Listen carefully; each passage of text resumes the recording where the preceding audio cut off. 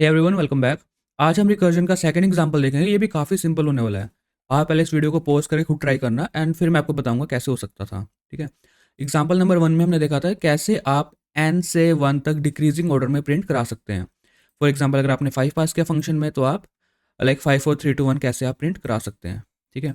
तो यहाँ पे अगर मैं एक फंक्शन बनाऊँ, फॉर एग्जाम्पल एक फंक्शन बनाना है आपको। फॉर एग्जाम्पल प्रिंट कुछ भी हो सकता है, 1 to n हो सकता है। ठीक है। 1 to n। ठीक है। ये फंक्शन बनाना है आपने फॉर एग्जांपल। ठीक है। और इस फंक्शन में बस आपको इंक्रीजिंग ऑर्डर में प्रिंट करना है। इस वीडियो को पॉज कीजिए एंड देन मैं आपको बताऊंगा कैसे हो सकता है ये। आई होप आपने ट्राई किया होगा।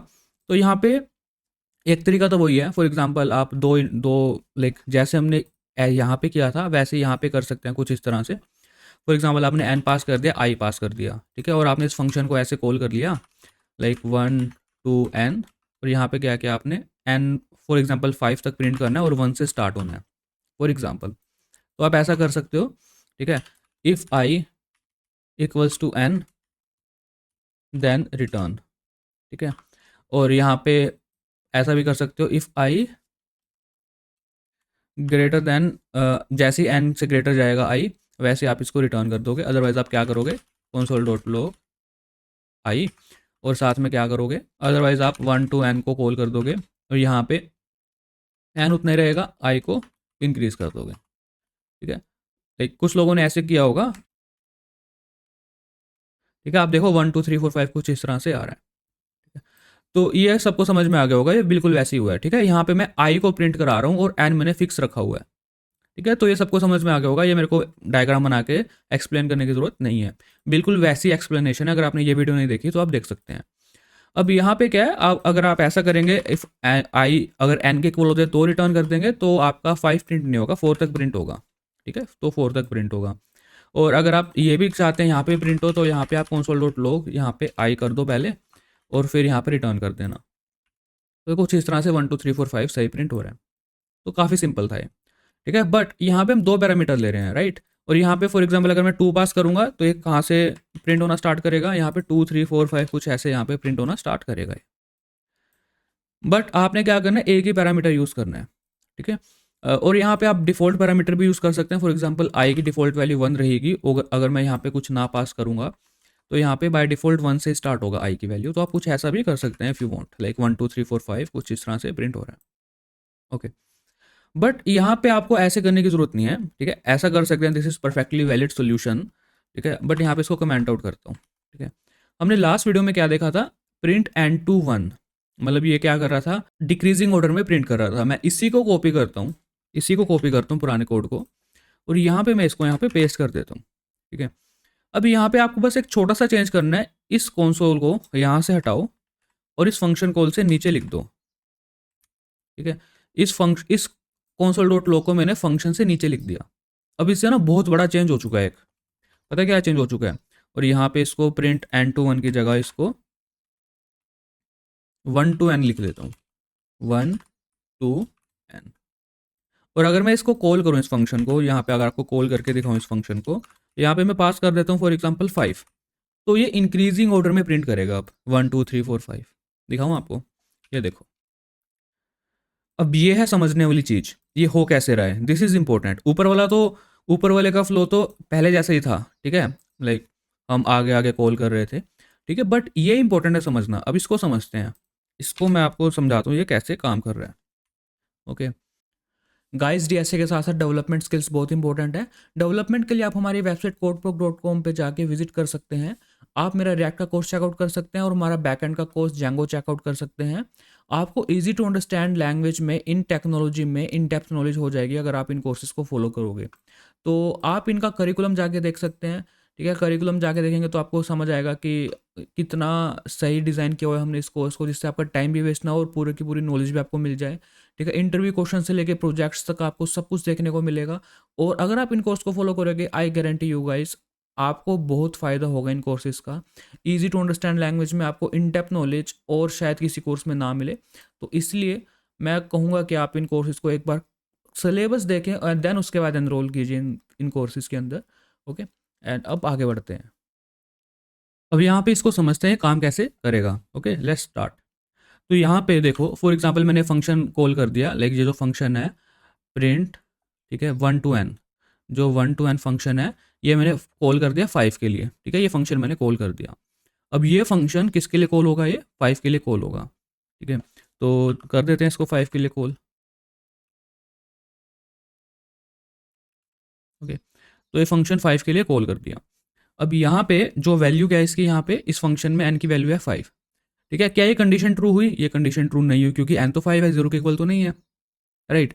अब यहाँ पे ये फंक्शन क्या कर रहा है, कॉल कर दो n-1 के लिए, 4 के लिए कॉल कर दो। अब यहाँ पे इसकी वैल्यू थी 5।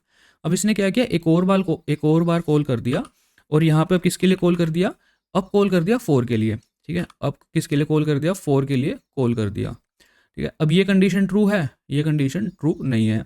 अब ये लाइन क्या करेगी, ये 3 के लिए कॉल कर देगी फिर से, तो ठीक है, हम 3 के लिए कॉल कर देंगे। ये 4 के लिए कॉल गई थी, अब फिर से ये 3 के लिए कॉल, ये 4 के लिए कॉल गई थी, अब यहाँ पे 3 के लिए कॉल करेंगे। अब 3 के लिए कॉल करते हैं, ओके। अब यहाँ पे फंक्शन में n की वैल्यू क्या है, 3। अब यहाँ पे क्या है, कंडीशन ट्रू है, ये कंडीशन तो अभी भी ट्रू नहीं है, ये कंडीशन तो अभी भी ट्रू नहीं है। अब फिर इसने क्या किया, यहाँ पे कॉल कर दिया 2 के लिए, n की वैल्यू क्या है 2। अब फिर से वही काम कर रहा हमने क्या किया, फंक्शन रख लिया यहाँ पे, और यहाँ पे 2 है, ये कंडीशन ट्रू हुई नहीं हुई, ठीक है। अब ये काम हमने क्या किया, हमने फिर से किसके लिए कॉल कर लिया, 1 के लिए कॉल कर लिया, ठीक है। हमने फिर से 1 के लिए कॉल कर लिया,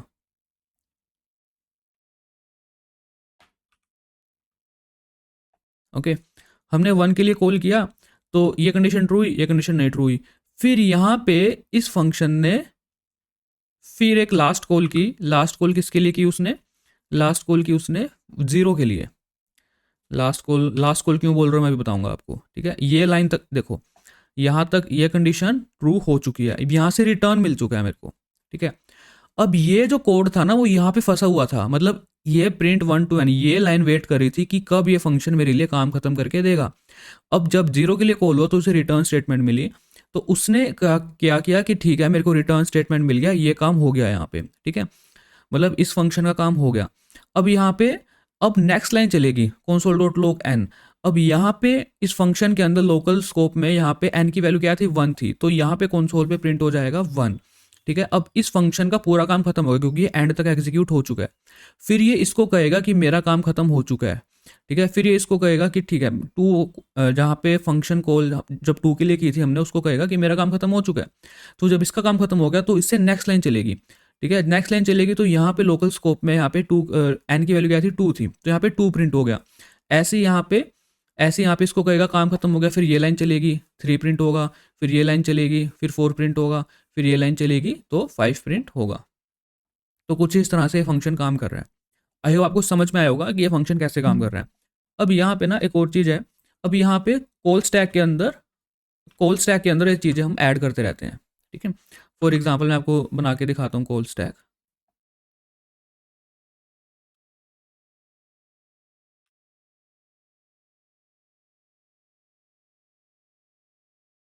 ठीक है।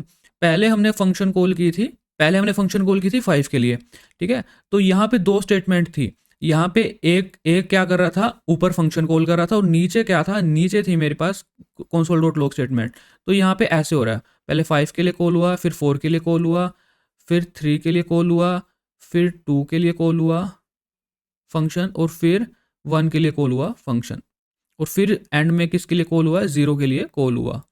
अब जब 0 के लिए कॉल हुआ तब उसको रिटर्न स्टेटमेंट मिली, तब यहाँ पे एक लाइन मेरी एग्जीक्यूट हुई। फंक्शन में 2 लाइन थी ना, एक तो थी फंक्शन को कॉल करो पहली लाइन, और सेकंड लाइन 2 लाइन थी ना फंक्शन के अंदर, एक तो प्रिंट 1 to n, एक तो कॉल वाली लाइन थी, ठीक है, n से कॉल कर रहे थे। दूसरी लाइन थी console.log वाली लाइन। तो सेकंड लाइन से यहाँ पे प्रिंट हो रहा है, मतलब पहले आपको ऊपर देख के समझ आ गया होगा कि ये काम कैसे हो रहा है, समझ आ रहा है ना, ठीक है। तो यहाँ पे फिर ये 0 के लिए स्टैक से उड़ जाएगा ये, ठीक है। फिर 1 के लिए क्या करेंगे हम, 1 प्रिंट हो जाएगा, फिर स्टैक से चला जाएगा ये, फिर 2 प्रिंट हो जाएगा, ठीक है। फिर ये स्टैक से चला जाएगा, फिर ऐसे 3 प्रिंट होगा, 4 प्रिंट होगा, 5 प्रिंट होगा, और मेरा स्टैक कुछ इस तरह से फिर एम्प्टी हो जाएगा। कुछ इस तरह से काम होता है, मतलब जब भी कोई फंक्शन कॉल करते हैं हम उसको स्टैक में ऐड करते रहते हैं, और जैसे रिटर्न स्टेटमेंट मिलते हैं हम उसको स्टैक से हटा देते हैं।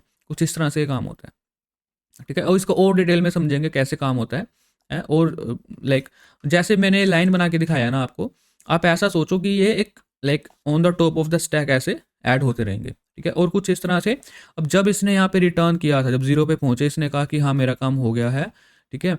और जब इसने इसको रिटर्न किया यहाँ पे, ठीक है, तो इस स्टैक से उड़ जाएगा फंक्शन, ठीक है। जब यहाँ पे ये लाइन बची थी इसकी कॉल होनी, ये लाइन चलने के बाद ये जब इसको कहेगा कि मेरा काम खत्म हो गया, तो ये स्टैक से उड़ जाएगा। ऐसे स्टैक से डिलीट होते रहेंगे फंक्शन, ओके। मैं चाहूँ तो आपको कॉल स्टैक दिखा भी सकता हूँ, ठीक है, पर मैं वो आगे वाली वीडियोस में दिखाऊंगा, ठीक है। पूरा कॉल स्टैक डिबग करके दिखाऊंगा आपको। अभी बेसिक है जो समझना था, आई होप आपको समझ में आ गया होगा कि ये फंक्शन काम कैसे कर रहा है, ओके। अब मिलते हैं नेक्स्ट वीडियो में।